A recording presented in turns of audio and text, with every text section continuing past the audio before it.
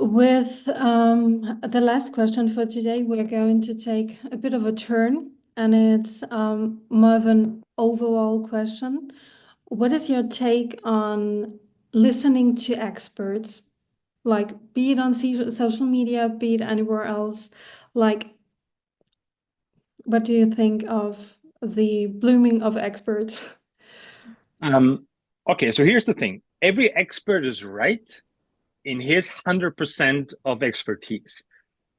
The issue is we don't know how big the actual, whatever you want to call it, truth or whatever the ultimate goal or the solution is. We have no clue. Nobody has, right?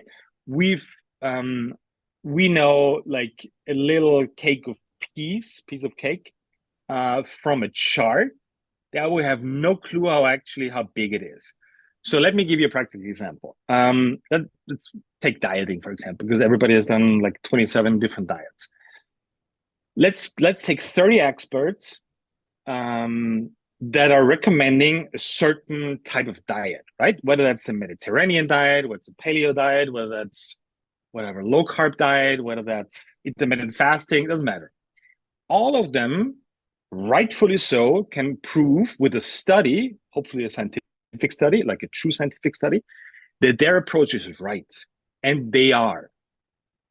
So the question is not if some of those experts are wrong. The real question is, what is the right path for you? So that means what works for you.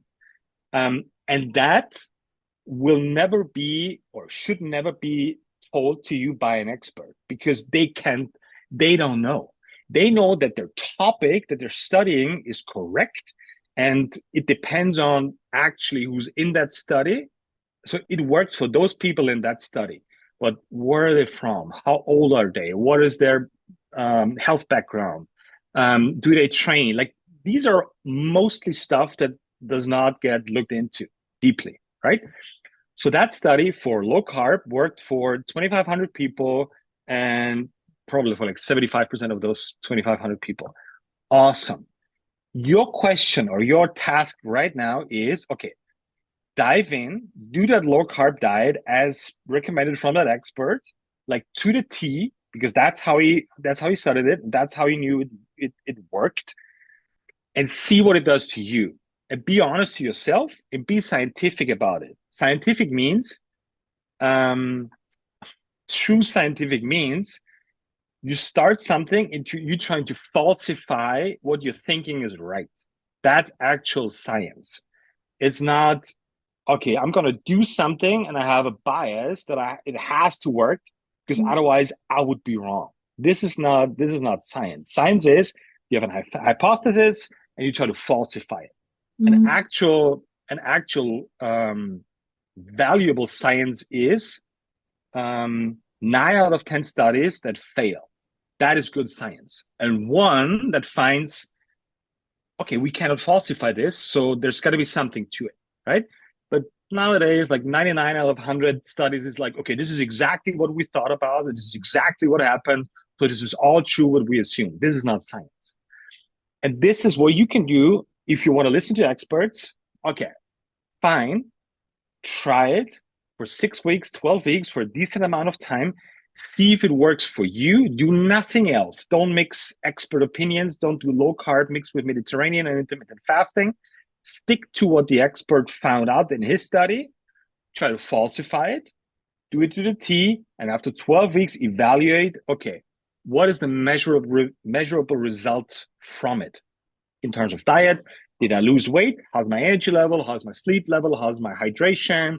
How is my general like thrive when I get up in the morning? And then evaluate for yourself if it's enough for you to make that change towards that expert's opinion. So that means, yes, you have to try all of them, 30 or whatever is out there, 30 different expert opinions and see what's actually working for you. And that is the hard part. And it's very human to stick to one expert that I like for Mm. whatever reason. Maybe he's beautiful, she's beautiful, or he's an influencer, or he's popular, or he's a celebrity, whatever it is. But that's not how it works. You have to try every expert's opinion and see what's actually working for you. And the fun part is in that way, you can start forming your own puzzle of, okay, this is what I need in training. This is what I need in dieting. This is what I need in, I don't know, choosing the right work or whatever it is. Doesn't matter. And that's why a true expert will never, ever tell you this is how you should do it. Never.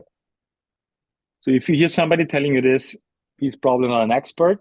He has a biased opinion. He wants to probably sell you something, and he doesn't want you to try something out. He wants you to try his thing and never question it.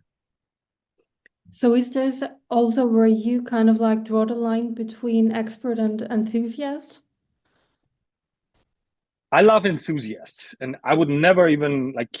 I spend a lot of time researching training, doing training, training people. Like that's just stuff that I love doing, and that's why I'm an enthusiast in that stuff. I'm not an expert because my own perspective on training is so niche. It's so small. It's normal people training 2 to 3 times a week.